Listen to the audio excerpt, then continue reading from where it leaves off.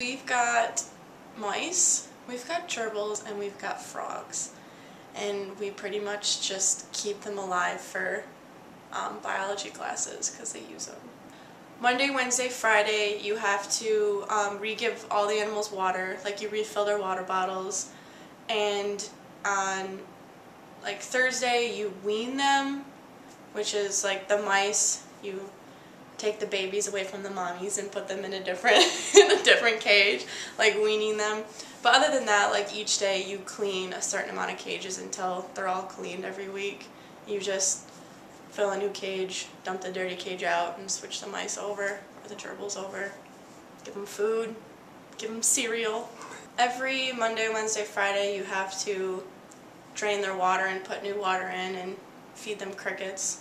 Other than that, like Tuesdays and Thursdays, you just check on them to make sure none are dead. And if they're dead, like if a frog is dead, you have to like scoop them out, put them in a plastic bag, and take the plastic bag into this freezer where you can only put like dead remains of animals. If they like die on their own, you do that, but like sometimes you have to sack them, which is if they're like too old or we've got too many of them, you have to put them in a CO2 chamber and like gas them, and it's awful. And then you put them in the baggies and put them in.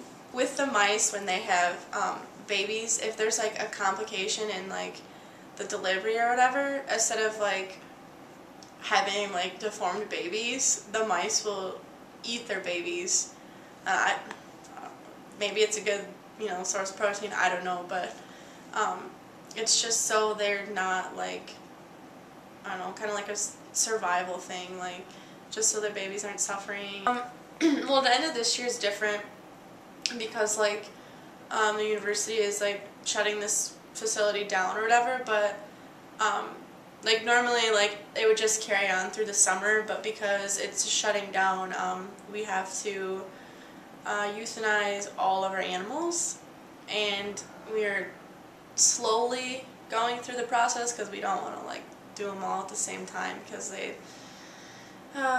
be really sad. But most of the gerbils that we have are like over 2 years old, and they only live 2 to 3 years, so it's like, but we have some that were like just born a few months ago, and we're trying to find homes for as many of those as we possibly can because we don't want to sack them because they're not old and dying already.